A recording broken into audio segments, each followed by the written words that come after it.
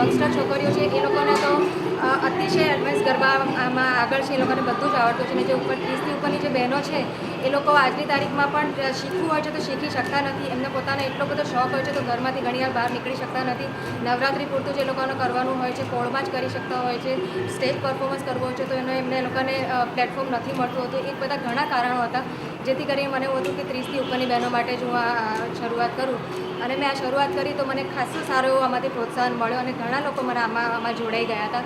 એવા લોકો પણ જોડાયા હતા કે જેમને 2 તાળી સુદ્ધા પણ નથી આવડતી અને આજની તારીખમાં એ તાલથી તાલ મારી જોડે મળવા માટે તૈયાર થઈ ગયા હતા. અમે જે ગરબા સિલેક્ટ કર્યા એ હતા ગરબા પ્રાચીન, પણ એની અંદર અમે બધા જ આધુનિક અને પ્રાચીન બંને સ્ટેપ્સ કવર કરીને એમને શીખવાડ્યું કે જેથી બંને સ્ટાઇલ એ લોકો અપનાવી શકે અને ગમે ત્યારે પણ ગમે તે જગ્યાએ જાય તો એ લોકોને કોઈ સંકોચ જ ના રહે.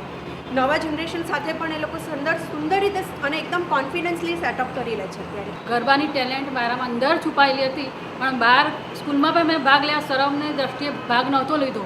પણ આ ઉંમરે અત્યારે બેલાબેને જે મારામાં ટેલેન્ટ હતી બહાર કાઢવાનો પ્રયત્ન કર્યો, મહેનત કરાવી, અતિશય સતત મહેનત કરાવી.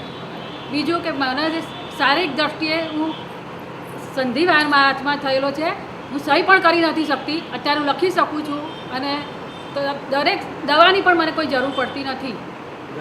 હા, ગરબાની ક્લાસીસથી જ મને આ બધું ચેન્જ શરીરમાં ઘણો આવ્યો છે અને એ બધા એ સિવાય મને આનંદ પણ અતિશય મળે છે. હું શુક્રવારની જ રાહ જોતી હોઉં ક્યારે શુક્રવાર આવે, પહેલી જ હું હોઉં.